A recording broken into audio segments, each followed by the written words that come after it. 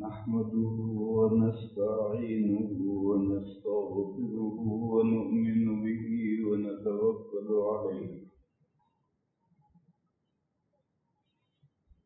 ونعوذ بالله من شرور أنفسنا ومن سيئات أعمالنا من يهده الله فلا مضل له ومن يضلله فلا هادي له وأشهد أن لا إله إلا الله وحده لا شريك له وأشهد أن سيدنا ومولانا وحبيبنا وشفيعنا محمدا عبده ورسوله أرسله إلى الناس كافة بشيرا ونذيرا وداعيا إلى الله بإذنه وسراجا منيرا صلى الله تعالى عليه وعلى آله وصحبه وبارك وسلم تسليما كثيرا كثيرا وبعد فأعوذ بالله من الشيطان الرجيم بسم الله الرحمن الرحيم اليوم أكملت لكم دينكم وأتممت عليكم نعمتي ورضيت لكم الإسلام دينا صدق الله بزرگوں اور بھائیوں، آج کی گفتگو کے لیے مجھے موضوع دیا ہے معاشرت. گول گول موضوع، کمپریہنسو موضوع ہے، بڑا لمبا چوڑا موضوع.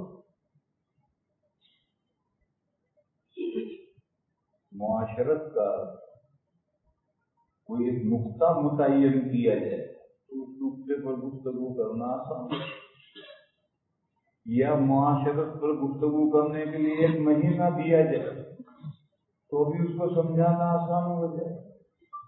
اور گول گول موضوع دیا ہے، کوئی اس کا پہلو متعین نہیں کیا ہے. میرے بھائیوں، آپ حضرات سمجھتے ہیں، ہم سب مسلمان ہیں، ہم سب جانتے ہیں کہ ہمارا دین اسلام ہے اور وہ کمپلیٹ ہے، اس میں کوئی کمی نہیں. اللہ پاک کا یہ ارشاد ہر مسلمان کو یاد ہے. آج وفات سے 2.5 مہینے پہلے، بلکہ 3 مہینے کہہ لو، وفات سے 3 مہینے پہلے نبی پاک صلی اللہ تعالی علیہ وسلم نے حج کیا. عرفہ کے میدان میں اونٹنی پر حضور دعاؤں میں مشغول تھے، وقوف عرفہ میں مشغول تھے، اور یہ آیت نازل ہوئی ہے. آج یعنی وفات سے 3 مہینے پہلے عرفہ کے دن کمپلیٹ کر دیا میں نے تمہارے لیے تمہارا دین. یہ جو اللہ کا دین ہے، جو اللہ نے آج کمپلیٹ کر دیا، یہی اللہ کی بہت بڑی نعمت ہے، اس سے بڑی کوئی نعمت نہیں ہو سکتی. وَأَتْمَمْتُ عَلَيْكُمْ نِعْمَتِي، پھر فرمایا کہ اب یہ دین جو میں نے آج کمپلیٹ کیا ہے، یہی دین قیامت تک تمہارا دین رہے گا. اب آگے کوئی دین آ کر اس دین کو منسوخ نہیں کرے گا. وَرَضِيتُ لَكُمُ الْإِسْلَامَ دِينًا، تو ہر مسلمان جانتا ہے کہ دین اسلام کمپلیٹ دین ہے، سب کسی جانب سے کوئی کمی نہیں. یہ جو دین اسلام ہے یہ دو چیزوں کا مجموعہ ہے، بیج اور باہر نمودار ہونے والا درخت۔ ہر درخت بیج میں سے اگتا ہے، بس دین اسلام کے اجزاء جو ہیں اس میں سے ایک تو ہے بیج اور دوسرے اس میں سے اگ کر کے باہر نکلنے والے تنا، شاخیں، پتے، پھول، پھل۔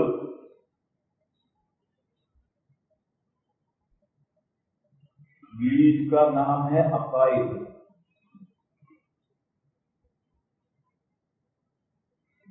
عقائد ہے، یہ دین اسلام کا بیج ہے۔ جیسا بیج ہوگا ویسا درخت نکلے گا۔ عقیدے صحیح ہوں گے تو اوپر درخت صحیح نکلے گا، عقیدے فاسد ہوں گے، بگڑے ہوئے، سڑا ہوا بیج سڑا ہوا ہوگا، فاسد ہوگا تو آپ درخت نکلے گا۔ بہرحال جیسا بیج ہوگا ایسا درخت نکلے گا۔ تو اسلام کے جو عقیدے ہیں یہ بیج ہے۔ آپ مثال لیں، ایک بندہ ایک اللہ کو معبود مانتا ہے، دوسرا بندہ دو خدا مانتا ہے، پارسی آپ کے پجاری دو خدا مانتے ہیں، تیسرا بندہ تین خدا مانتا ہے، عیسائی تین خدا مانتے ہیں، اور چوتھا بندہ 20 کروڑ خدا مانتا ہے۔ ہندوؤں کے 20 کروڑ خدا۔ بس اب یہ چاروں شخصوں کے جو بیج ہیں یکساں نہیں، بس ان میں جو درخت نکلے گا وہ یکساں نہیں نکل سکتا۔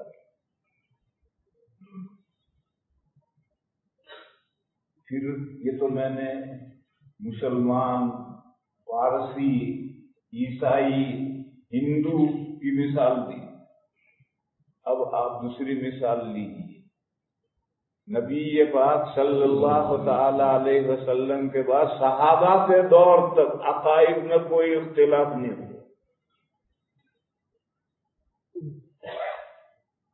صحابہ کے بعد عقائد میں اختلاف شروع ہوئے۔ اسلامی عقائد میں اختلافات شروع ہو گئے صحابہ کے دور کے بعد۔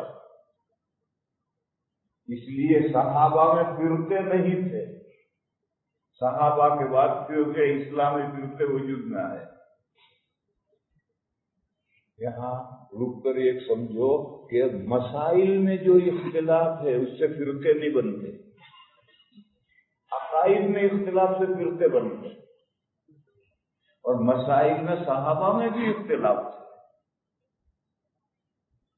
بلکہ آج جتنے اہم مسائل ہیں، معرکۃ الآراء مسائل ہیں جن میں 4 اماموں کے درمیان میں اختلافات ہیں، ان میں سے 90% اختلافات صحابہ کے دور سے آ رہے ہیں۔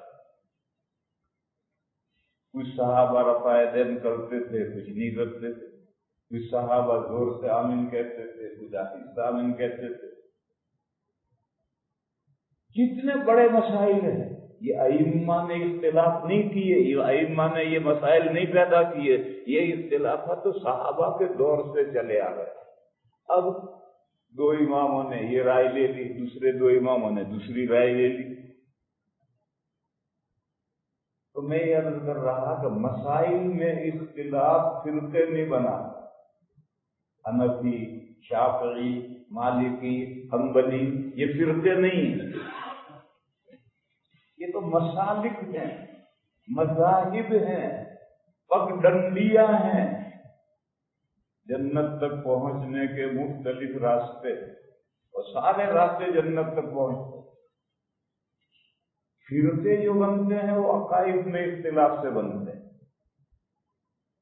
بس میں نے جو پہلی مثال دی تھی مسلمان، ہندو، عیسائی، پارسی، اب یہ مثال خود مسلمان فرقوں میں پائی جائے گی۔ صرف وہ لوگ جو اہل السنہ والجماعہ کے عقیدوں پر ہیں، وہ بیج صحیح ہے، اور اہل السنہ والجماعت کے عقائد سے جو اسلامی فرقے ہٹے ہوئے ہیں ان کا بیج بگڑا ہوا ہے۔ کس درجے بگڑا ہوا ہے وہ الگ مسئلہ ہے۔ صرف اہل السنہ یعنی حضور کا طریقہ اور جماعت یعنی جماعت صحابہ کے عقیدے، تمام صحابہ کی جماعت کے جو عقیدے تھے، صحابہ میں عقیدوں میں کوئی اختلاف نہیں ہوا، تو حضور نے جو دین امت کو سونپا ہے اور جس دین پر تمام صحابہ جن عقیدوں پر متفق تھے وہی عقیدے اہل السنہ والجماعت ہیں، ہمارے ہیں۔ یہ صحیح بیج ہے، اور ان عقیدوں میں جس نے اختلاف کیا وہ اسلامی فرقے، مسلمان فرقوں میں سے ان عقیدوں میں جس نے اختلاف کیا ان کا بیج ہی فاسد ہے، بگڑا ہوا۔ بس اس میں سے درخت نکلے گا، وہ کیسا نکلے گا تم سمجھو، پھر آگے بڑھو۔ اس بیج میں سے عقائد کی تفصیل کرنے کا وقت نہیں کہ اس سے اہل سنہ والجماعت کے کیا عقیدے ہیں، یہ اس وقت سمجھانے کا وقت نہیں۔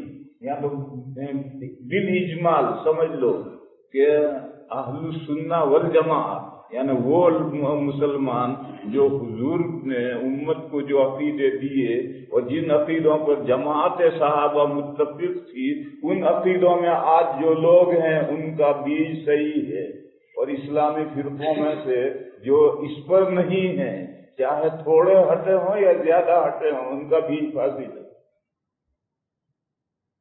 پھر اس بیج میں سے درخت نکلا، اس درخت کی 5 شاخیں نکلی، اس بیج میں سے درخت نکلا اور اس کی 5 شاخیں نکلی، 5 نہیں 4 شاخیں نکلی، عبادات، معاملات، اخلاق اور معاشرت، یہ 5 شاخیں نکلی ہیں اس بیج میں سے۔ عبادات آپ سمجھتے ہیں، عبادت ورشی،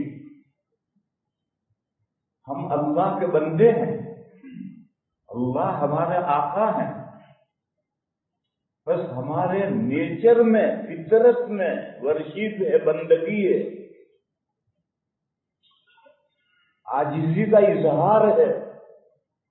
بندگی کے معنی عاجزی کا اظہار ہے، اور عاجزی بھی کتنی عاجزی، جتنی زیادہ سے زیادہ ممکن ہو اتنی عاجزی۔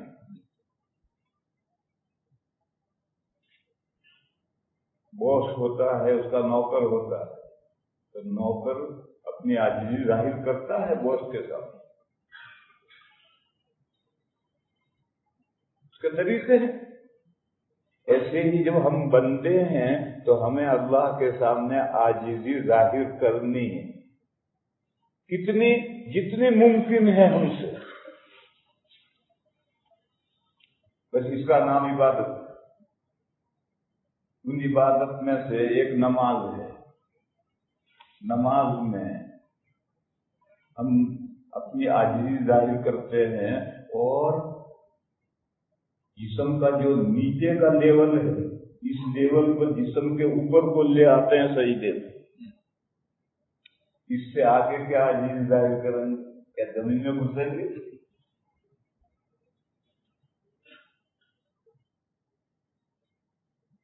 اللہ کے اچھے بندے فرشتے کھانا نہیں کھاتے، تو ہم بھی 1 مہینے کے روزے رکھتے ہیں تاکہ فرشتے بنیں۔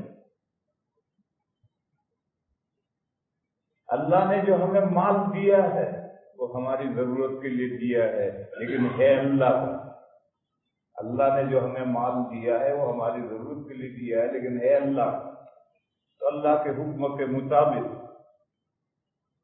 تھوڑا سا حصہ اللہ کے غریب بندوں کو دو، تاکہ ہر سال یہ ظاہر ہو کہ مال میرا نہیں ہے، میں تو اس مال میں مینیجر ہوں، اور جیسا باس کہے گا اس طرح سے مجھے یہ مال خرچ کرنا ہے۔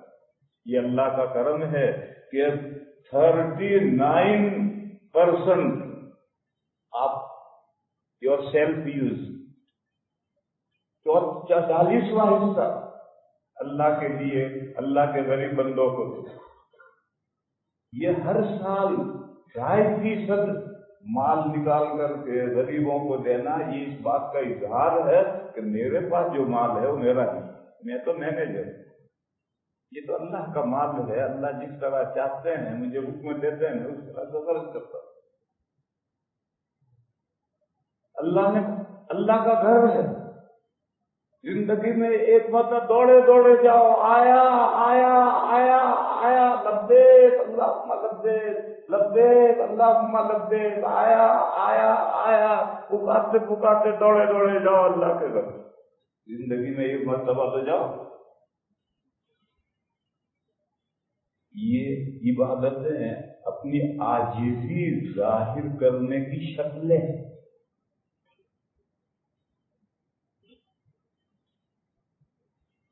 دوسری چیز ہے، دوسرا جز ہے معاملہ۔ معاملہ جس کو آپ حضرات کہتے ہیں بزنس، ریٹ تو ایک خاص بزنس ہے، بزنس معاملات، سب معاملات، کھیتی باڑی، شاپنگ، کرائے پر دینا، کرائے پر لینا، بیچنا خریدنا، یہ سب معاملات یہ دین اسلام کا ایک جز ہے۔ مگر اس کے دو پہلو ہیں، ایک دنیا کا پہلو ہے اور ایک دین کا پہلو ہے۔ یہ جو دین کا پہلو ہے، اس پہلو سے معاملات دین اسلام کا ایک شاخ ہے، اور اس کا جو دنیا کا پہلو ہے اس پہلو سے تم جانو۔ حضور پاک صلی اللہ تعالی علیہ وسلم مدینہ میں تشریف لائے، وہاں کھجوروں کو گھاوا دیا جاتا تھا، تعبیر کی جاتی ہے۔ ایک طریقہ ہے، نر کا پھول لے کر مادہ کے پھول میں سوراخ کر کے اس کی پنکھڑی گزارتے ہیں، اس سے پھل بڑا آتا ہے اور زیادہ آتا ہے۔ تو مکہ میں تو کھجوریں تھی نہیں، جب حضور مدینہ میں آئے تو دیکھا کہ لوگ درختوں پر چڑھ کر کے گھاوا دے رہے ہیں۔ حضور نے کیا کر رہے ہیں سب؟ بتلایا گیا کہ یہ تعبیر کر رہے ہیں۔ حضور نے فرمایا کیا فائدہ؟ تو لوگ سب اتر گئے، تعبیر بند۔ اب جب کھجوریں پکی تو چھوٹی چھوٹی اور پیداوار بھی کم ہوئی، تو حضور نے پوچھا کہ اس سال یہ کھجوریں چھوٹی کیوں ہیں، پیداوار کم کیوں ہے؟ تو صحابہ نے عرض کیا کہ یا رسول اللہ وہ ہم نے گھاوا نہیں پیا تھا، اس کا اثر پڑا۔ تو حضور نے فرمایا انتم عالم بامور دنیاکم، تم اپنے دنیا کے امور بہتر جانتے ہو، جو تم کرتے ہو کرو۔ اس حدیث میں سمجھاتا ہوں کہ تمام معاملات میں ایک پہلو دنیا کا ہے اور ایک پہلو دین کا ہے۔ ہمیں کھیتی کرنی ہے، ہل چلانا ہے، حاجی کو نوکر رکھنا ہے، وہ ہل چلائے چلاؤ، لیکن حاجی کو نوکر رکھو تو اس کے مسائل جانو، شریعت کے احکام اور مسائل ہیں، مسائل کے مطابق اس نوکر کے ساتھ معاملہ کرو۔ ہل چلانا شریعت نہیں سکھائے گی، وہ تم جانو، تمہارے دنیا کے معاملات تم بہتر جانو، لیکن ہل چلانے کے لیے جو تم نے نوکر رکھا ہے اس کے سارے مسائل شریعت سے پوچھو۔ تو معاملات کے دو پہلو، ایک پہلو دنیا کی رخ اور ایک پہلو دینی رخ۔ تو دینی رخ سے وہ دین کا جز ہے۔ تو دین کا دوسری شاخ، وہ جو جڑ ہے عقائد ہیں، ان عقائد میں سے جو درخت نکلا ان کی دوسری شاخ معاملات ہے۔ انسان معاملات میں آزاد نہیں ہے، من وجہ آزاد ہے۔ معاملات کا جو دنیا کا رخ ہے اس میں تم آزاد ہو، لیکن معاملات کا جو دینی رخ ہے اس میں تم پابند ہو۔ مثال دو، بیچنا خریدنا، بیچو خرید، لیکن اگر اس طرح بیچو گے خریدو گے تو سود ہو جائے گا، اس میں پابند ہے انسان کہ سونا سونے کے بدل بیچے تو کیش دست بدست دے، ادار نہیں اور کمی بیشی نہیں، گیہوں کے بدل بیچے تو ہاتھ دست بدست ادار نہیں اور برابر سرابر کمی بیشی نہیں۔ ये बे का दीनी पहलू, और बेचना खरीदना ये दुनिया का पहलू। तुम बेचो खरीदो, लेकिन बेचने खरीदने में इसका लिहाज करना। खैर आगे बढ़ो। मुझे तो इतना ही सिर्फ इस वक्त समझाना है कि दुनिया के तमाम मामलात में उसका जो दुनिया की तरफ का पहलू है उसमें इंसान आजाद रखा गया है। तुम किस तरह चाहो हल जोतो, बैल से जोतो, ट्रैक्टर से जोतो, किसी और तरीके से जोतो, तुम्हारा इख्तियार है। मगर हल जोतने के लिए जो तुम मुलाजिम रखो, आदि रखो, नौकर रखो, उसके लिए ये मसाइल हैं, इस तरह से उसको नौकर रखो, इसके खिलाफ नौकर रखोगे तो मामला गलत हो जाए। तीसरी शाख निकलती है, बीज में से तीसरी शाख निकलती है अखलाक। अंग्रेजी में आप हजरात कहते हैं मॉरल। अखलाक क्या है? इंसान का जाहिर अच्छा बुरा होता है, अच्छा बुरा बनाता भी है, बुरे को अच्छा भी बना सकता है। तो जैसे इंसान का जाहिर संवारने का हुक्म है, इन्नल्लाह जमीलुन युहिब्बुल जमाल। अल्लाह मौजून है, वो मौजूनियत को पसंद करते हैं। ये नहीं कि घर में एक ही घर पड़ी, एक उधर पड़ी, एक उधर पड़ी है, सब बिखरा सामान पड़ा है, नहीं, क्यों सलीके से रखो। अल्लाह मौजून है, मौजूनियत पसंद करते हैं।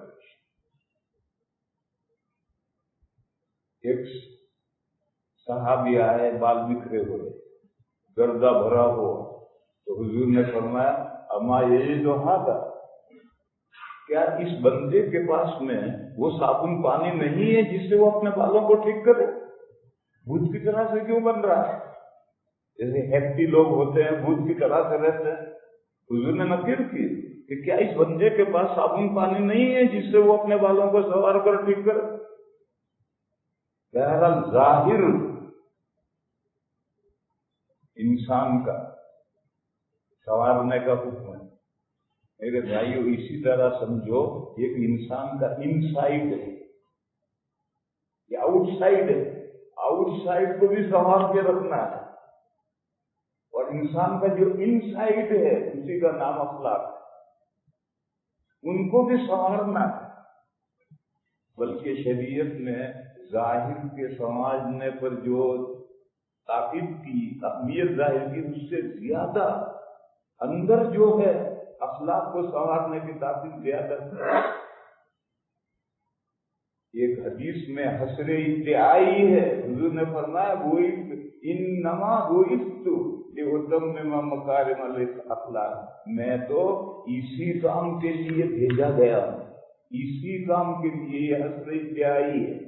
सिर्फ इस काम के लिए नहीं भेजे गए, सारी शरीयत की तालीम के लिए भेजे गए, मगर एम्फसाइज के लिए, जोर देने के लिए इन्नमा इस्तेमाल किया कि मैं तो इसीलिए भेजा गया हूं ताकि तुम्हें अच्छे अखलाक सिखला दूं। ये अच्छे अखलाक क्या है? वो इंसान का इनसाइड।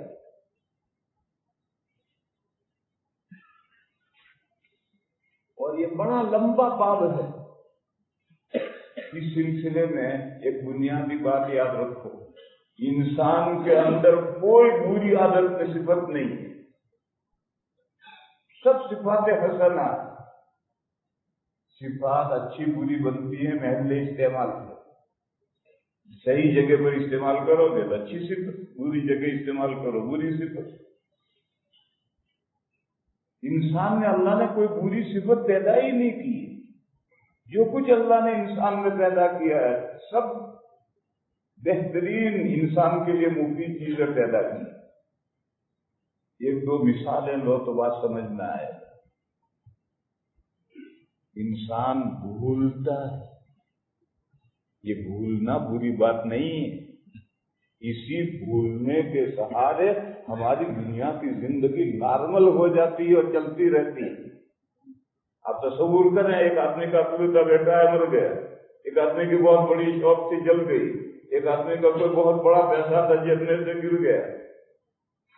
جب حادثہ پیش آتا تو کیا حال ہو جاتا ہے.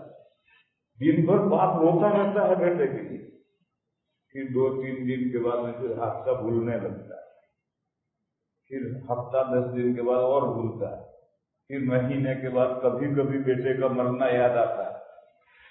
اور اگر پہلے دن باپ کا جو حال ہے وہ حال رہے تو ہفتے کے بعد باپ بھی وہیں قبرستان میں پہنچ جائے.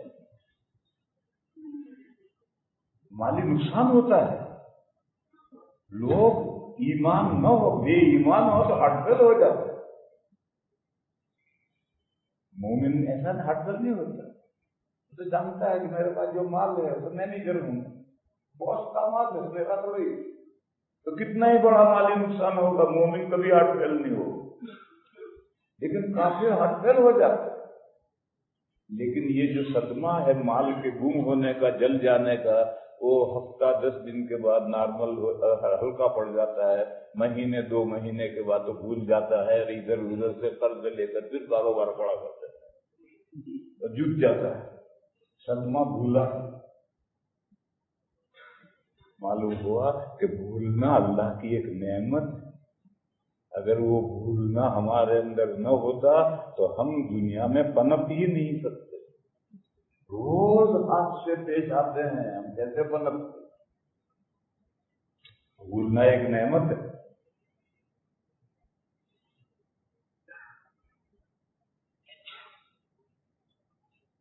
لیکن نماز بھی بھول گئے، یہ بھولنے کی جگہ ہے.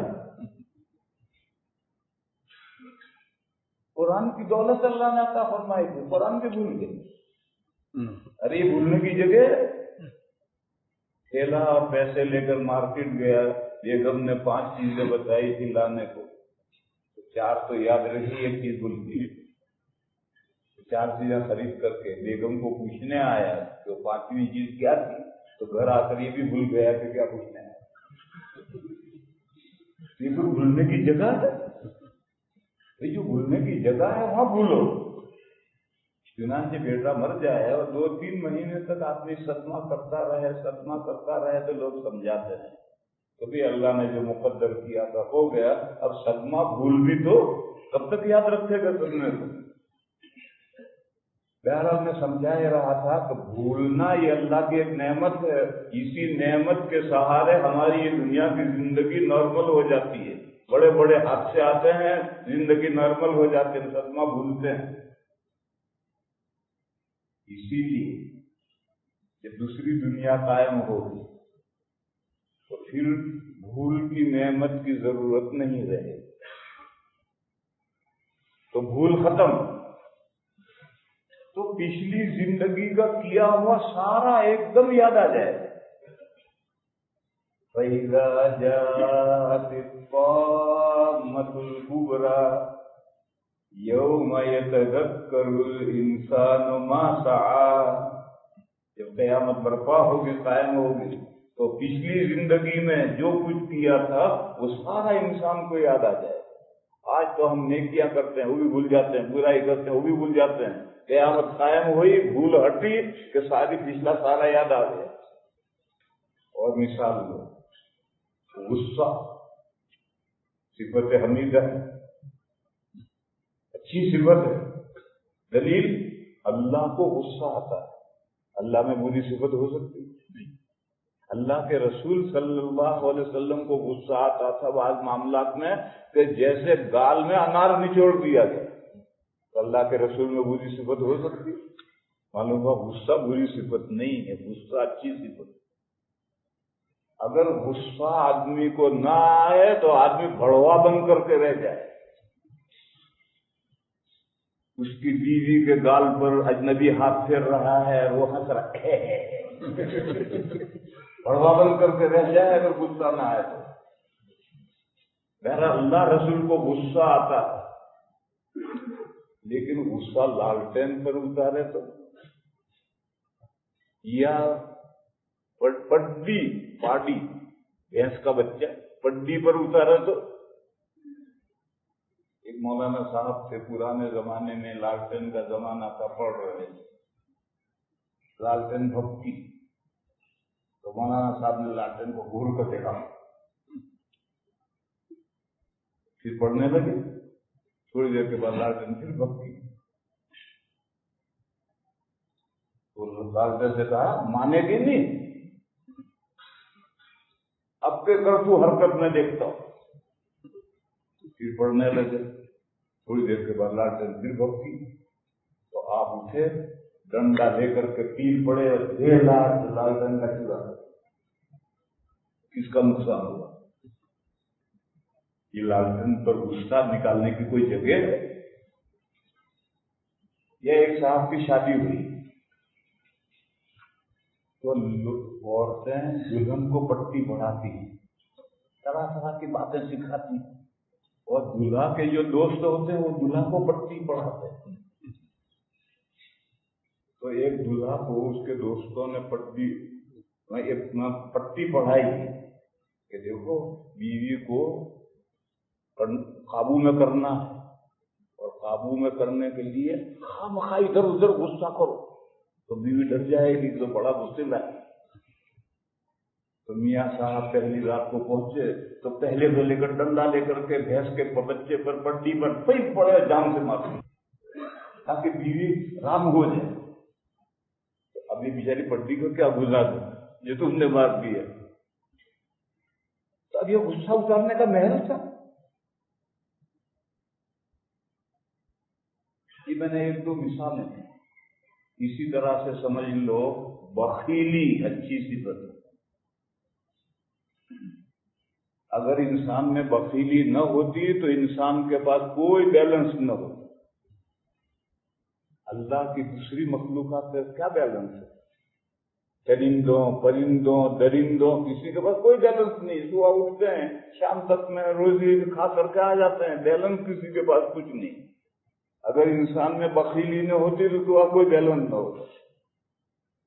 یہ تو بخیلی ہے، صفت اللہ کی، جس کی وجہ ہم پس انداز کرتے ہیں، بچا کر رکھتے ہیں۔ لیکن اب بخیل اتنا ہے کہ بیوی کو خرچہ بھی نہیں دیتا، بچوں کو خرچہ بھی نہیں دیتا، غریبوں کا حق زکات بھی نہیں دیتا۔ ارے یہ کوئی بخیلی کی جگہ ہے؟ تو بخیلی غلط جگہ پر استعمال کرنے سے بخیلی بری بنتی ہے، ورنہ بخیلی تو اللہ کی بہت بہترین صفت ہے، اسی کی وجہ سے انسان کے ہاتھ میں سرمایہ ہے۔ بزدلی بہترین صفت، بز کے معنی ہے بکری اور دل کے معنی دل، بزدلی یعنی بکری جیسا کمزور دل۔ اور بزدلی کس کو اردو میں کہتے ہیں آپ حضرات سے سمجھتے ہیں؟ یہ اللہ کی بہترین صفت ہے جو اللہ نے ہمارے اندر پیدا کی ہے۔ اگر ہمارے اندر بزدلی نہیں ہوتی تو ہم تیاری کیے بغیر خطروں میں چھلانگ لگا دیتے اور مرتے۔ اب یہی بزدلی ہے کہ جب خطروں میں چھلانگ لگانی ہوتی ہے تو پہلے بچاؤ کے سارے انتظام کر کے پھر چھلانگ لگاتا ہے۔ غزوہ احد میں معرکہ بڑا سخت تھا، تو سرکار دو عالم صلی اللہ تعالی علیہ وسلم نے لوہے کے 2 کرتے اوپر تلے پہنے تھے۔ اس توکل کے منافی تھوڑی 2 کرتے پہن کر حضور میدان میں اترے۔ تو یہ بزدلی جو ہے یہ ہمیں احتیاطی تدبیریں کرنے پر آمادہ کرتی ہے۔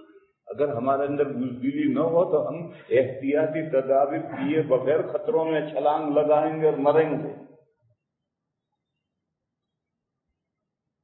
اور مثال دو، رحم دلی اللہ کی اچھی صفت ہے، لیکن سانپ پر ہاتھ پھیر رہا ہے، ارے کمبخت کیا کر رہا ہے، کاٹ کھائے گا؟ یہ رحم دلی کی جگہ ہے؟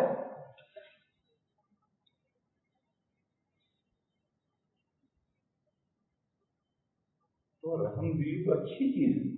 جہاد میں گیا، دشمن کو مارتا نہیں تو پھر کیوں آیا؟ انڈے دینے آیا ہے میدان میں؟ جہاد میں گیا ہے، دشمن کو مارتا نہیں، مہربانی مہربانی مہربانی، تو پھر آیا کیوں ہے یہاں؟ تو رحم اور مہربانی مہربانی اچھی صفت ہے، لیکن جس جگہ پر رحم دلی کر رہا ہے یہ غلط جگہ ہے۔ یہ میں نے چند مثالیں دی، اس مثالوں سے سمجھ لو کہ اللہ نے انسان میں کوئی بری صفت نہیں پیدا کی، سب صفات حمیدہ پیدا کی۔ ہاں، محل استعمال صحیح اور غلط ہوتا ہے، اس کی وجہ سے اخلاق حسنہ اور اخلاق سیئہ بنتے ہیں۔ وہ محل اللہ کے نبی بتلاتے ہیں کہ دیکھو اس جگہ پر تمہیں رحم دلی کرنی، دیکھو اس جگہ تمہیں غصہ کرنا، دیکھو اس جگہ تمہیں بچت کرنی ہے، بخیلی کرنی ہے۔ حضور نے جو فرمایا کہ میں اچھے اخلاق کی تعلیم دینے کے لیے آیا ہوں، تو اخلاق تو سارے اچھے ہیں، لیکن ان کے محل استعمال کی وجہ سے جو اچھے برے بنتے ہیں تو شریعت تعلیم دیتی ہے۔ یہ اخلاق کا باب ہے، اور یہ بہت لمبا چوڑا باب ہے، ایک مجلس میں اس کو نہیں سمجھایا جا سکتا۔ بل اجمال میں نے سمجھایا کہ اسلامی جو عقائد ہیں اہل سنہ والجماعہ، وہ بیج، اس بیج میں سے جو درخت نکلا جس کی 4 شاخیں نکلی، ان میں سے ایک شاخ یہ اخلاق، اور چوتھی شاخ ہے معاشرت۔ معاشرت کے معنی رہن سہن۔ انسان دنیا میں جانوروں کی زندگی نہیں گزارتا، آنگن میں 10 بھینسیں بندھی ہوئی، وہ بیٹھی بیٹھی یا تو جگالی کرتی یا پھر سوتی ہیں۔ کوئی ایک بھینس لگتی پا سنا ہے اور دوسری بھینس ہنسے، ایسا نہیں ہوتا۔ تمام جانوروں کی سیلف لائف ہے، اکیلی زندگی۔ خاص موقع پر جب نسل آگے بڑھنے کا وقت آتا ہے تو نر مادہ ملتے ہیں تھوڑی دیر کے، ہر جانور کی الگ شخصی زندگی۔ انسان ایسا نہیں، انسان مدنی الطبع ہے، سوشل لائف کا عادی ہے، وہ اکیلا رہ نہیں سکتا۔ گھنٹے 2 گھنٹے تک کوئی اس سے نہیں ملے پریشان ہو جائے، فوراً نکل کے بھٹکے گا، کوئی ملے تو باتیں کریں۔ تو سوشل لائف اللہ تعالیٰ نے انسان کو پیدا کیا ہے۔ جب پیدا کیا ہے تو اب میاں بیوی کو مل جل کر رہنا ہے۔ میاں کیسا برتاؤ کرے بیوی کے ساتھ، بیوی کیسا برتاؤ کرے میاں کے ساتھ، پھر اللہ نے اولاد دے دی۔ تو اب والدین کو اولاد کے ساتھ کس طرح برتاؤ کرنا ہے؟ اولاد بڑی ہو گئی، اب اولاد کو ماں باپ کے ساتھ کس طرح برتنا ہے؟ پھر سلسلہ آگے بڑھا تو بھائی بہن آ گئے، تو بھائی بہنوں کے ساتھ کس طرح سے برتنا ہے، رہنا ہے، سہنا ہے۔ اور لمبا خاندان ہوا تو اور رشتے دار پیدا ہوئے۔ رشتے داروں کے علاوہ پڑوسی، چاہے کوئی ہو، مسلمان ہو، غیر مسلم ہو، رشتے دار ہو، غیر رشتے دار ہو، قریب کا پڑوسی ہو یا ہمارے محلے میں رہتا ہے وہ بھی پڑوسی، ہمارے گاؤں میں رہتا ہے وہ بھی پڑوسی،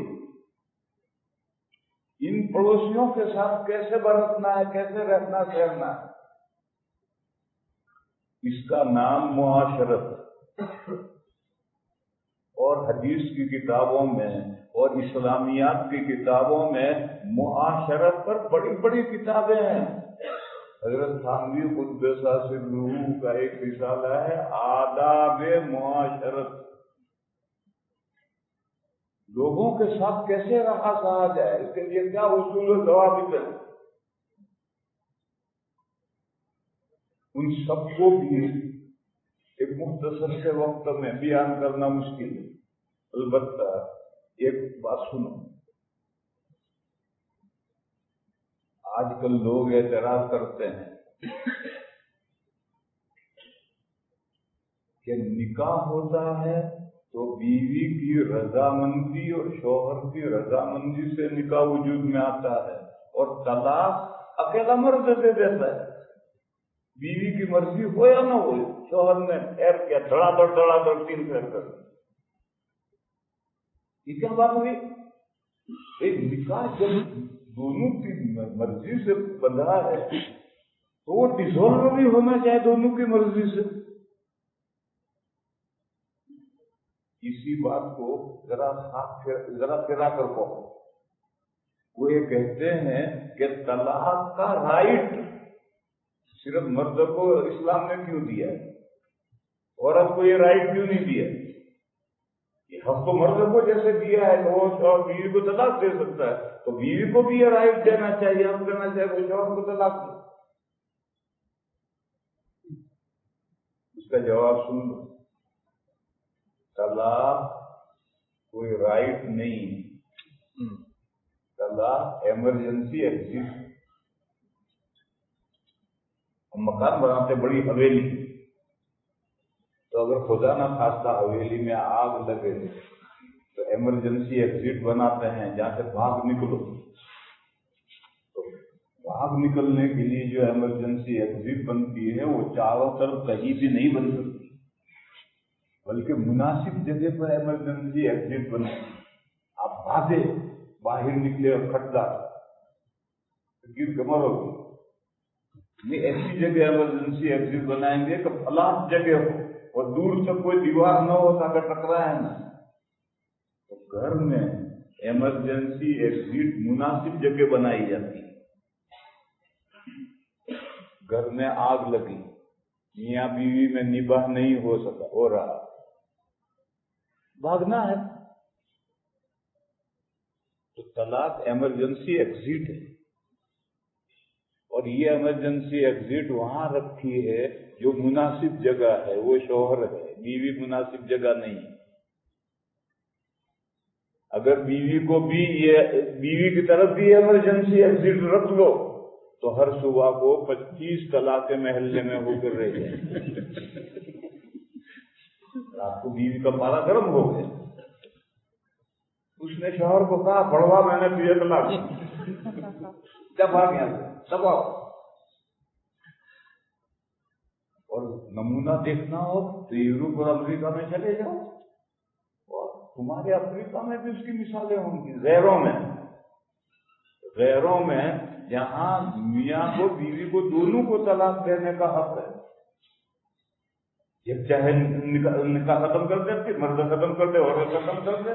بلکہ مرد کو ختم کرنے کے لیے عورت کا پابند ہے, عورت پابند نہیں.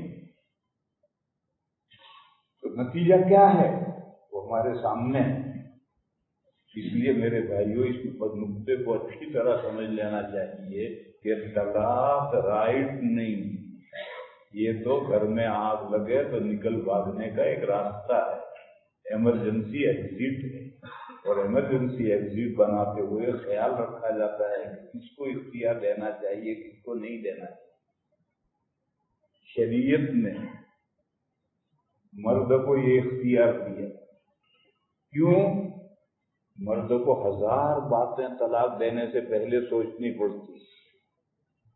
بیوی نہیں میں طلاق دے دوں گا تو پھر مجھے کوئی اور دوسرا لڑکی نہیں دے گا. بیوی کو طلاق دے دوں گا تو بچے ہیں کون پالے گا, کیسے میں پالوں گا. مہر باقی ہے اتنا, وہ مہر فوراً طلاق کے بعد دینا پڑے گا. اور پتہ نہیں کیا کیا باتیں سوچنی پڑتی ہیں مرد کو طلاق دینے سے پہلے. آج کل تو جہالت کا زمانہ آ گیا ہے, اس لیے دھڑا دھڑ 3 پھیر کر ڈرتا ہے شوہر, اور پھر خون کے آنسو روتا ہے, گھٹنوں میں سر دے کر روتا ہے کہ آج میں نے کیا کر دیا. ارے پہلے سے تجھے سوچنا چاہیے تھا نا. یہ تو جہالت کے نتیجے. لیکن اگر پڑھا لکھا سمجھدار شوہر ہے تو اس کو طلاق دینے سے پہلے بہت سی باتیں سوچنی ہیں. سوچنے سے پہلے خاندان کے سمجھداروں سے مشورہ کرنا ہے, اللہ سے استخارہ کرنا ہے. ان سب مراحل سے گزر کر ایک طلاق دینی, وہ بھی رجی. تو اب مسلمان جو غلط طریقے پر طلاق دے رہے ہیں اس کے ذریعے سے آپ ذہن میں کوئی اشکال نہ کریں. یہ تو غلط طریقے ہم مسلمانوں میں جہالت کی وجہ سے چل پڑے ہیں, اور پھر ایسے روتے ہیں کہ آنسو نہیں ملتے. عورت کو یہ سب کچھ نہیں سننا, سوچنا. عورت کو تو طلاق ہوگی تو مہر ملے گا, بچہ جانے شوہر، بچوں کو مجھے کیا لینا ہے، میں تو کہیں اور جاؤں گی۔ یہ جو ہمارے یہاں مطلقہ عورتیں یا شوہر کے مرنے کے بعد عورتیں بچوں کو لے کر بیٹھی رہتی ہیں، دوسرا نکاح نہیں کرتی، یہ ہندوانہ تہذیب کا اثر ہے۔ اسلام میں بچوں کی پرورش باپ کے ذمے ہے، باپ مر جائے تو بچوں کا جو ولی ہے، دادا چچا، وہ پرورش کرے، ماں کے ذمے نہیں ہے۔ ماں تو 4 مہینے 10 دن عزت گزارے گی، اس کے بعد کہیں بھی نکاح کر لے گی۔ جو بچے ہیں باپ سنبھالے یا دادا سنبھالے یا چچا سنبھالے یا بھائی سنبھالے، پرورش ان کے ذمے ہے، ماں کے ذمے نہیں ہے۔ مگر ہمارے معاشرے میں جہالت ہے، طلاق ہو جائے گی تب تو دوسرا نکاح کرے گی، تو شوہر مر گیا تو چاہے 2 بچے ہو، کوئی 2 بچے لے کر زندگی بھر بیٹھی رہے گی۔ یہ ہندوانہ تہذیب کے اثرات۔ بہرحال عورت کی طرف اس کو کچھ نہیں سوچنا، بس اگر اس کو طلاق کا اختیار دے دیں گے تو دھڑا دھڑ خیر کرے گی، اور مرد کو اختیار دیا تو اس کو 100 باتیں سوچنی ہے تب وہ طلاق دے گا۔ تو جدھر مناسب جگہ ہے ادھر ایمرجنسی ایگزٹ رکھی گئی، نامناسب جگہ کی طرف نہیں رکھی گئی۔ پھر سوال کرنے والا سوال کرتا ہے کہ چلو ٹھیک ہے، مناسب جگہ کی طرف ایگزٹ رکھی ہے، شوہر کو طلاق کا اختیار دیا ہے، عورت کو نہیں دیا، مگر عورت مجبور ہو تو کیا کرے؟ شوہر نہیں چھوڑتا اور بیوی کے حقوق بھی نہیں ادا کرتا، تو عورت بیچاری کیا کرے؟ بیچاری نہیں ہے، قاضی کے یہاں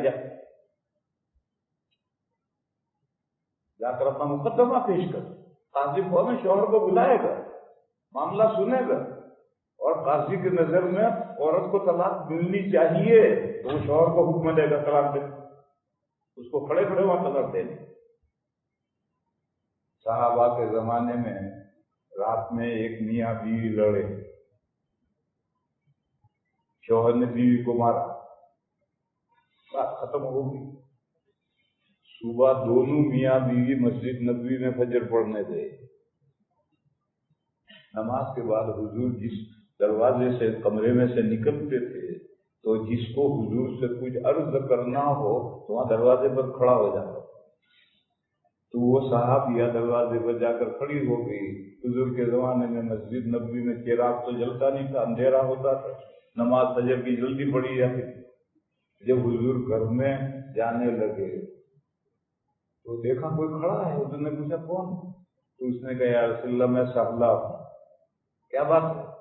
اس نے کہا لا انا ولا ثابت، میں اپنے شوہر ثابت کے ساتھ نہیں رہنا چاہتا۔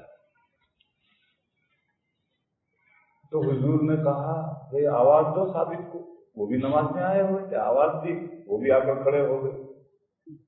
میاں بیوی کھڑے ہیں، بیوی کہتی لا انا ولا ثابت، میں اس شوہر کے ساتھ نہیں رہنا چاہتا۔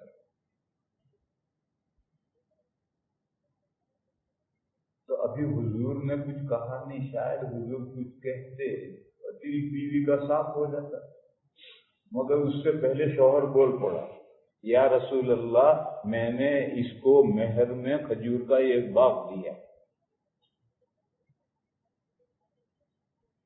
تو وہ بولی آپ نے مجھے جو باغ دیا ہے اس میں سے کوئی درخت میں نے کم نہیں کیا، بلکہ اور درخت لگائے ہیں، کھجوروں کے اور درخت لگائے ہیں میں نے اس میں، اور وہ باغ میں آپ کو واپس کر دوں۔ حضور نے فرمایا 2 طلاق، وہیں کھڑے کھڑے انہوں نے طلاق۔ تو ایسا سمجھنا کہ عورت کے پاس کوئی راستہ نہیں ہے، ایسا نہیں ہے، عورت کے پاس راستہ ہے، وہ خود طلاق نہیں دے گی، وہ اپنے نمائندے قاضی کے پاس جائے گی، اور قاضی مناسب سمجھے گا، وہ مرد ہے، وہ مناسب سمجھے گا تو وہیں کھڑے کھڑے جواب سے طلاق دلوائے۔ لیکن خود عورت کو اختیار نہیں دیا، اس لیے کوئی جذباتی ہے، اور جذبات میں نامناسب فیصلے کر کے گھر تباہ کر دیں۔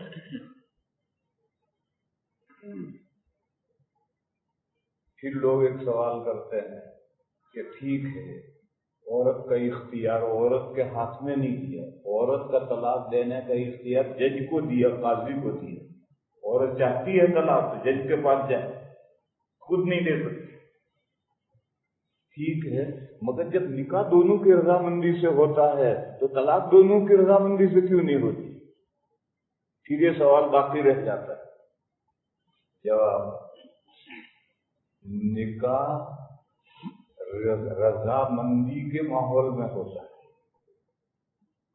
دلہن والے بھی بڑی تیاریاں کرتے ہیں، جھنڈیاں باندھتے ہیں، دلہا بھی ڈھول بجاتا آتا ہے، دعوت کھاتا ہے، نکاح پڑھتے ہیں، رضامندی کے ماحول میں ہوتا ہے۔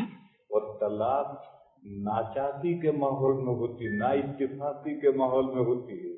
اگر وہاں شرط لگا دو گے کہ میاں بیوی دونوں راضی ہوں تو طلاق، تو انشاءاللہ کوئی قیامت تک طلاق ہوگی، کیونکہ طلاق تو ہمیشہ جھگڑے کے ماحول میں ہوتی ہے۔ جب نا اتفاقی ناچاکی کے ماحول میں طلاق ہوتی ہے تو تم دونوں کو ایک بات کو متفق کیسے کر لو؟ اس لیے یہ مطالبہ تو فضول ہے۔ یہ میں نے معاشرت کے باب میں سے ایک جزئیہ بیان کیا، جس جزئیہ کے بارے میں اغیار غیر اعتراضات کرتے ہیں کہ اسلام کا کیسا قانون ہے، مرد کے ہاتھ میں دے دیا اور وہ دھڑا دھڑ تین پھیر کر کے بیوی کی زندگی تباہ کر دیتا ہے، اب بیچاری بیوی کہاں جائے؟ اس کا میں نے جواب دیا کہ یہ جو تم کہتے ہو کہ طلاق کا حق رائٹ شوہر کو دیا، یہ حق ہی نہیں ہے، یہ ایمرجنسی ایگزٹ ہے، اور ایمرجنسی ایگزٹ ادھر بنائی جاتی ہے جہاں مناسب جگہ ہوتی ہے، وہیں بنائی جاتی ہے، ہر جگہ نہیں بنائی جاتی۔ اور عورت کا حق بالکل چھین نہیں لیا، عورت کے ہاتھ میں سے لے کر قاضی کے ہاتھ میں دے دیا کہ تجھے طلاق چاہیے، جا قاضی کے پاس، قاضی دلوائے گا طلاق۔ معاشرت کے بعد کا ایک مسئلہ اور بیان ہو جس پر غیر اغیار اعتراض کرتے ہیں، وہ مسئلہ یہ ہے کہ باپ کی موجودگی میں بیٹے کا انتقال ہو، اور جو بیٹے کا انتقال ہوا اس کے چھوٹے چھوٹے بچے ہیں، یہ پوتے ہیں، پوتیاں ہیں، یہ دادا ہے، کہ دادا مر گیا تو دادے کی میراث دادا کے لڑکوں کو ملے گی، ان پوتوں کو نہیں ملے گی۔ کیوں؟ الاقرب فالاقرب، جو نیئرسٹ ہے وہ میراث پائے گا، اور پار ہے، دور ہے، اس کو میراث نہیں ملے گی۔ آدمی مر گیا، اس کا باپ کو میراث ملے گی، دادا کو نہیں ملے گی۔ باپ اقرب ہے، دادا دور ہے۔ آدمی مر گیا، بیٹوں کو میراث ملے گی، بھائیوں کو نہیں ملے گی، بیٹے قریب ہیں، بھائی دور ہیں۔ تیرا میراث کا یہ قانون ہے۔ تو جب آدمی مرا تو اس کے جو بیٹے ہیں وہ میراث پائیں گے، یہ پوتے دور ہیں، ان کو میراث نہیں ملے گی۔ شریعت کا حکم یہی ہے۔ اس پر لوگ اعتراض کرتے ہیں کہ یہ جو مرنے والے کی میراث زندوں کو ملی، یہ معاشرت کا باب ہے، رہن سہن کا باب ہے۔ رہن سہن کا باب کیسے ہے؟ قرآن کریم میں سورہ نساء کے دوسرے رکوع میں جہاں ورثہ کے حصے مقرر کیے ہیں، وہاں اللہ نے ایک بات فرمائی، آباؤکم و ابناؤکم ایہم اقرب لکم نفعا،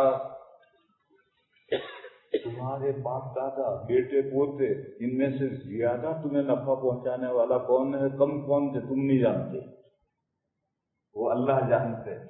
تو نفع رسانی کی بنیاد پر میراث کے حصے مقرر ہے، جس کی کم نفع رسانی اس کا حصہ کم، جس کی نفع رسانی زیادہ ہے اس کا حصہ زیادہ۔ اس آیت سے معلوم ہوا کہ میراث کے جو احکام ہے معاشرت کے باب سے، رہن سہن میں جو ایک دوسرے کو زیادہ نفع پہنچاتا ہے میراث میں اس کا حصہ زیادہ ہے، اور جو کم نفع پہنچاتا ہے اس کا میراث میں اس کا حصہ کم ہے۔ اب تم یہ کہو ایک بیٹا بہت خدمت کرتا ہے، ایک نالائق ہے، قریب بھی نہیں پڑتا، لیکن میراث دونوں بیٹے برابر پائے، تو کہاں قاعدہ رہا کہ جو نفع زیادہ پہنچا ہے اس کا حصہ زیادہ، کم نفع پہنچا ہے اس کا حصہ کم؟ جواب، تم نے نفع رسانی کو زندگی کے ساتھ کیوں خاص کر لیا؟ नफा रसानी तो मौत के बाद भी वो ऐसा नफा पहुंचाते रहते। हो सकता है ये जिंदगी भर जो खिदमत करता रहा, मरने के बाद में एक कुरान पढ़कर भी न बख्शे, और वो बेटा जो जिंदगी में खिदमत नहीं करता था उसको एहसास हुआ कि खुदाया मैंने बाप का हक नहीं अदा किया, वो पूरी जिंदगी साले सवाब करता रहता है। ऐसे वाकयात हैं। तो नफा रसानी जिंदगी के साथ नहीं है, मरने के बाद भी नफा रसानी। कौन नफा पहुंचाएगा, कौन सा लड़का नहीं नफा पहुंचाएगा, तुम नहीं जानते, अल्लाह जानते। इसलिए अल्लाह ने मीरास के हिस्से मुकर्रर किए।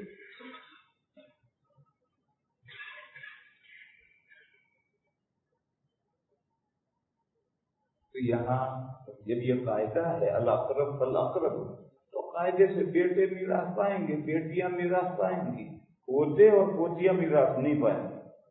उस पर अखियार एतराज करते हैं कि ये इस्लाम का कैसा कानून है, बेटे बड़े बड़े हैं, कारोबारी हैं, वो मीरास पा रहे हैं, और ये पोते पोतियां छोटे छोटे बच्चे हैं, कमजोर नातवा, ये इनको मीरास नहीं मिलेगी।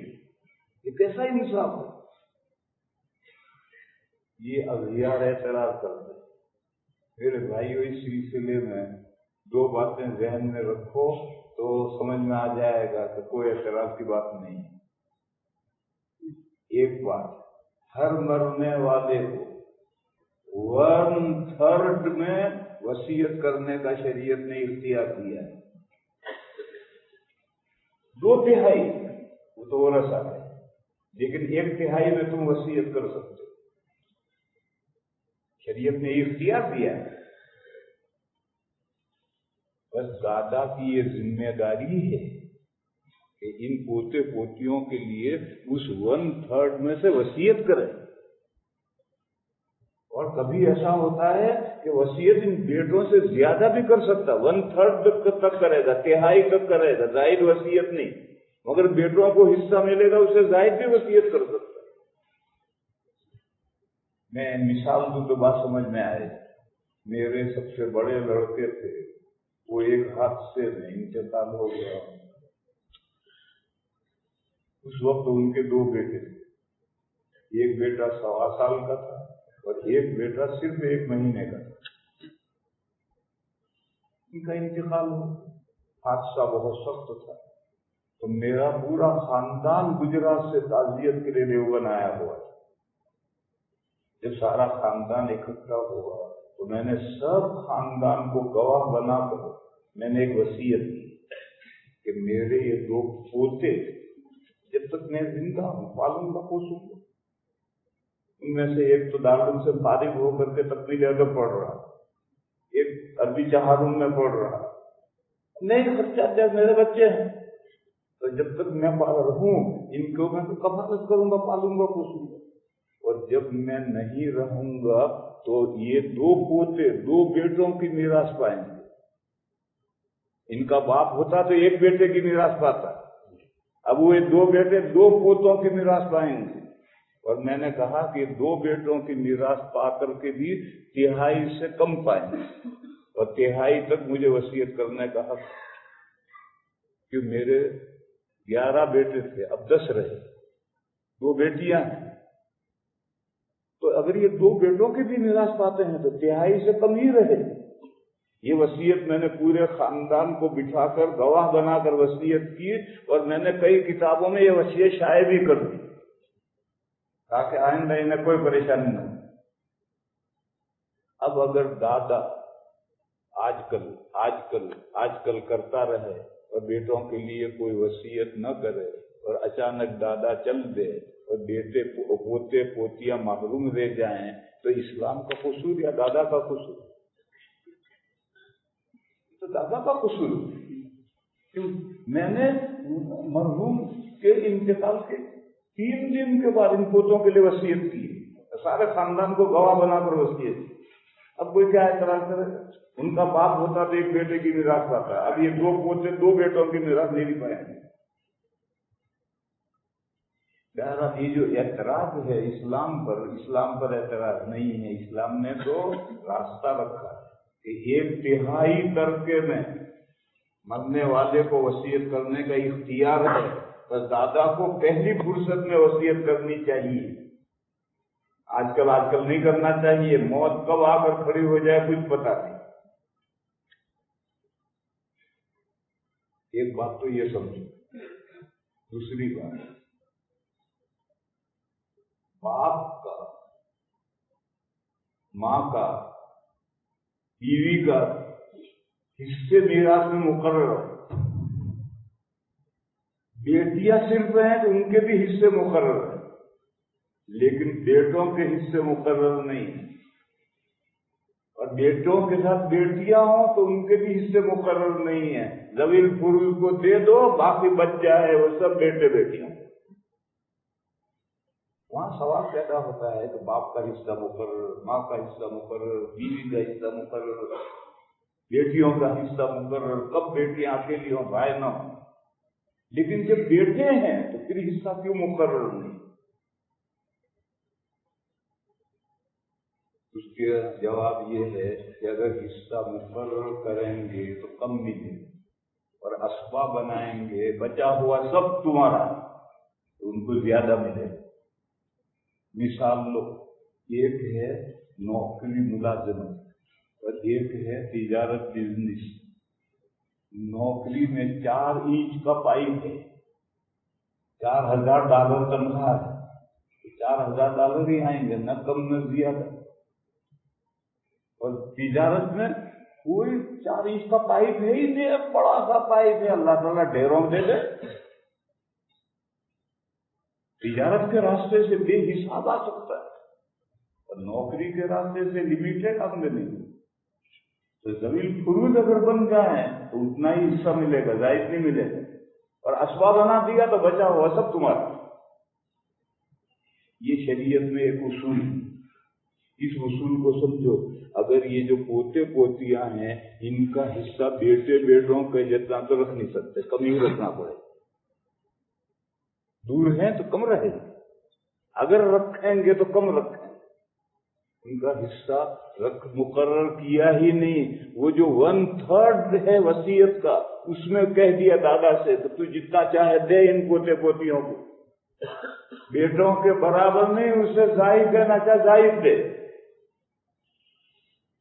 तो उनके लिए हिस्सा मुकर्रर इसलिए नहीं किया ताकि दादा बेटों से जायद उन्हें दे सके वसीयत के रास्ते। बस अगर दादा बेवकूफी करता है और वसीयत नहीं करता है और पोते पोतियां महरूम रह जाते हैं तो इस्लाम पर क्या एतराज? इस्लाम ने तो 2 रास्ते रखे हैं, उन रास्तों से दादा अमल नहीं करता तो कसूर दादा का, इस्लाम का कोई कसूर नहीं।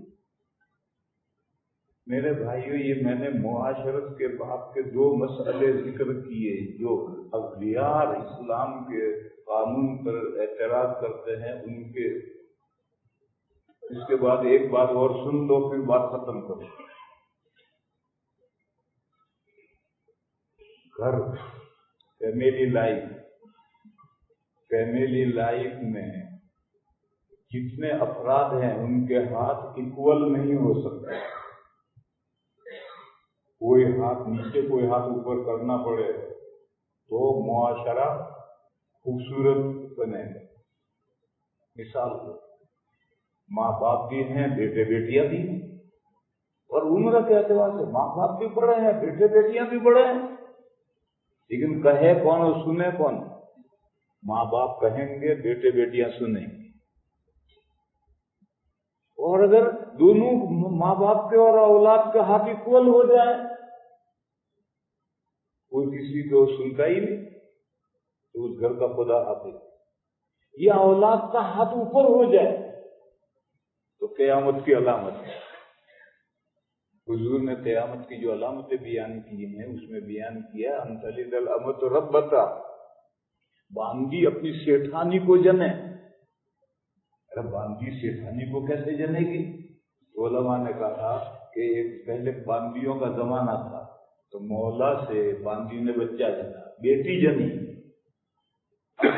बेटी बड़ी होगी तो जो मौला है उसकी बेबांदी है, वो तो इस बांदी के साथ नौकरानी की तरह से गुफ्तगू करता है।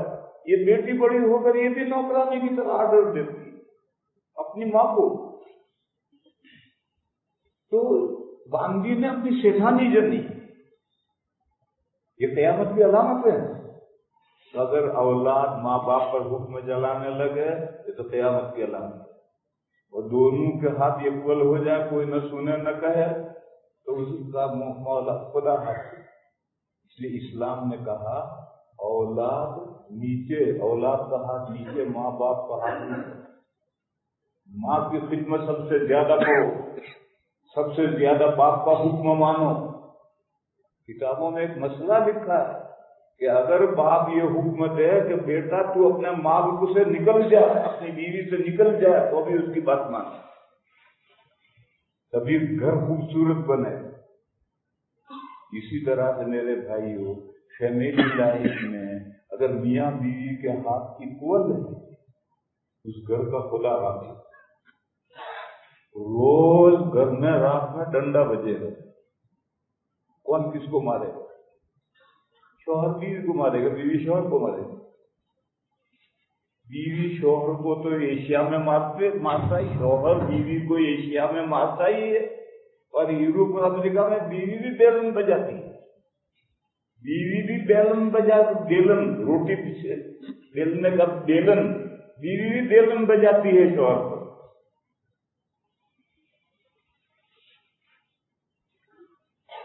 لیکن ہاتھ اوپر نیچے. اور رجال قوامون علی النساء، شریعت نے کہا مرد کا ہاتھ مرد بالا دست ہیں عورتوں پر، مرد عورتوں پر بالا دست ہیں، یعنی ان کا ہاتھ اوپر ہے اور وائف کا ہاتھ نیچے.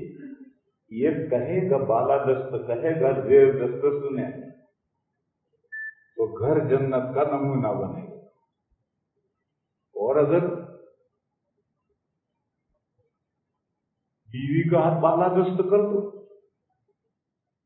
اس کی ہر بات شوہر مان گئی تو ابھی گھر چلے گا. لیکن اکول اگر ہاتھ ہو گئے تو وہ گھر نہیں چلے گا.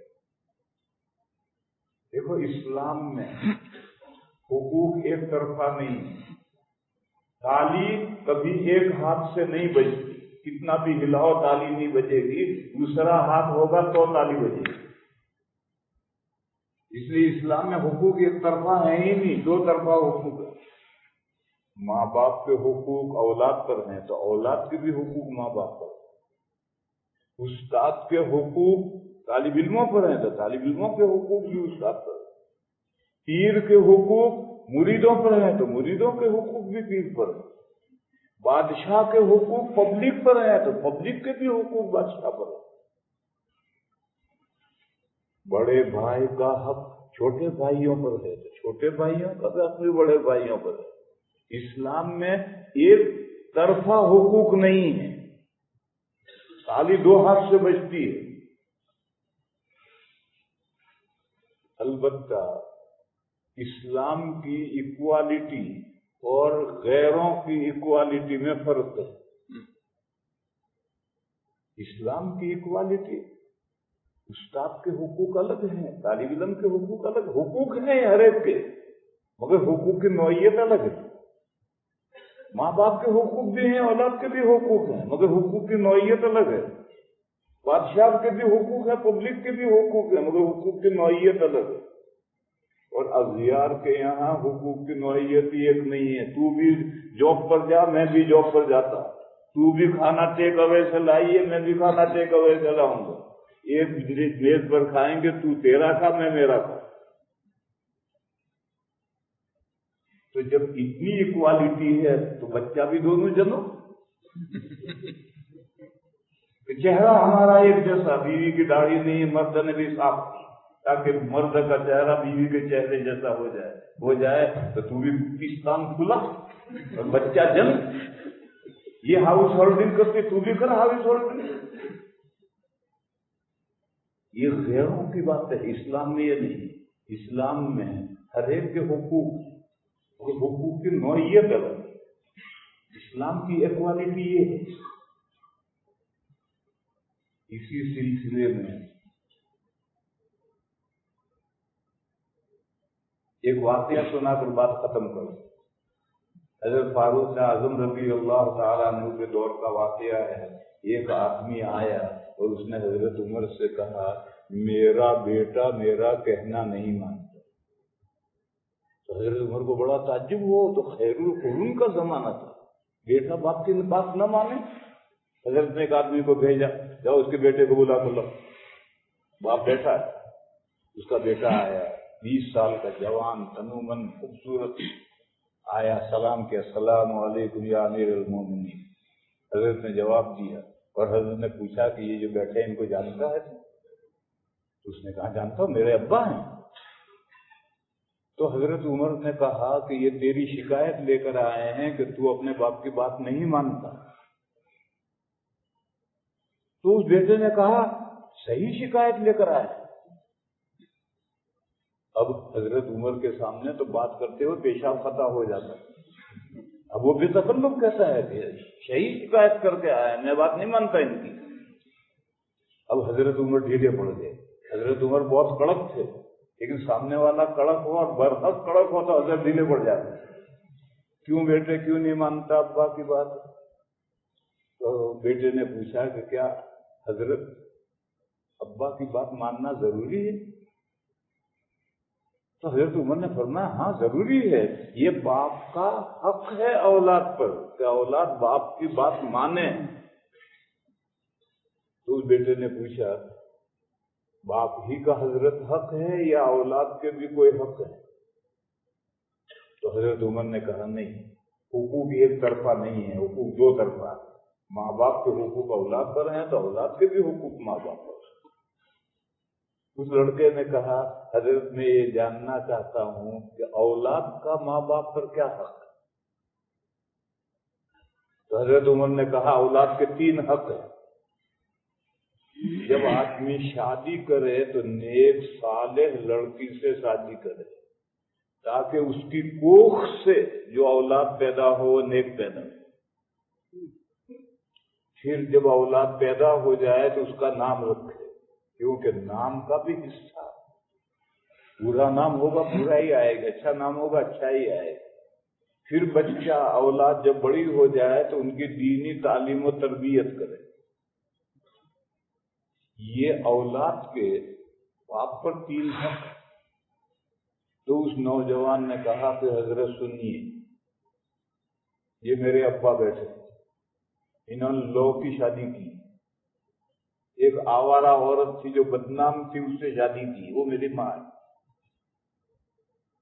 اور جب میں پیدا ہوا تو میرا نام ابا نے رکھا ہے جوعل. جوعل کے معنی گوبریلا. گوبر میں، بھینس کے گوبر میں ایک کیڑا سوراخ کر کے گوبر اندر لے جاتا، مٹی باہر لاتا ہے، اس کو گوبریلا کہتے ہیں. عربی میں اس کا نام ہے جوعل، اور میرا نام رکھا ہے جوعل گوبریلا. اور میں 20 سال کا ہو گیا ہوں، میں دین کا ایک حرف نہیں جانتا. تو حضرت عمر رضی اللہ تعالی عنہ اس باپ پر اتنا غصے ہوئے کہ دربار سے نکال دیا اور کہا تم نے اولاد کے جو حق تلفی کیے ہے پہلے تلافی کرو اس کی، پھر کمپلینٹ لے کر آؤ. میرے بھائیوں، اولاد کے جیسے حق ہے، 3 حق ہیں، تو پھر باپ کا حق ہے کہ اولاد اس کی بات مانے. ایک طرفہ حقوق نہیں ہے، 2 طرفہ ہیں، مگر حقوق کی نوعیت الگ ہے. آج کل ہمارے بہت سے بھائی اپنی اولاد کی نالائقی کے شکوے کرتے ہیں، لیکن وہ نہیں جانتے کہ انہوں نے اولاد کی کیا حق تلفیاں کر رکھی ہیں. میں گارنٹی سے ایک بات کہتا ہوں، تم نیک صالح لڑکی سے شادی کرو، لو کی شادی مت کرو. پھر جب بچہ پیدا ہو تو اس کا اچھا نام رکھو. بدھو نام مت رکھو. ہمارے یوپی میں بدھو نام رکھتے ہیں. بدھو وہ جو بدھ کے دن پیدا ہو، بدھو ہے نا، بدھ کے دن پیدا ہو. اچھا نام رکھو. پھر اس کو دینی تعلیم دو. میں نہیں کہتا کہ دنیاوی تعلیم مت دو، لیکن دینی تعلیم دو. پھر وہ اولاد بڑی ہو کر آپ کی بات نہ مانے تو کمپلینٹ لے کے میرے پاس آؤ. ناممکن ہے وہ بات نہ مانے. یہ جو ہمارے بھائی اپنے اولاد کی شکایتیں لے کر آتے ہیں، وہ شکایتوں کی بنیاد یہ ہے کہ انہوں نے اولاد کے حقوق مار رکھے، نہ بچوں کی کوئی دینی تعلیم و تربیت کی ہے، نہ کوئی دین سکھلایا ہے، آوارہ گھومتے رہے ہیں، نوجوان آوارہ کے ساتھ گھومتے رہتے ہیں، اب وہ باپ کی بات کہاں سے مانے؟ بہرحال معاشرت کا موضوع بہت وسیع موضوع ہے، وہ سارا موضوع چھیڑنے کا موقع نہیں ہے۔ یہ تو میں نے موقع سے دیکھ کے 4 چاول چکھائے، کھانا تھوڑی دیر کے بعد دسترخوان بچھائیں گے۔ وآخر دعوانا اللهم صل وسلم وبارك على سيدنا ومولانا محمد وعلى آل سيدنا ومولانا محمد صلى الله عليه وسلم۔ یا الہ العالمین، ہمارے خطاؤں کو معاف، یا اللہ ہماری کوتاہیوں سے درگزر فرما، اے میرے مولا ہمیں دنیا میں بھی بھلائیاں عطا فرما، آخرت میں بھی بھلائیاں عطا فرما، اور جہنم کے عذاب سے ہماری حفاظت فرما۔ اے اللہ ہمارے بیماروں کو شفا عطا فرما، یا اللہ ہمارے پریشان حال لوگوں کی پریشانیاں دور فرما۔ اے میرے مولا ہماری مغفرت فرما، ہمارے ماں باپ کی مغفرت فرما، تمام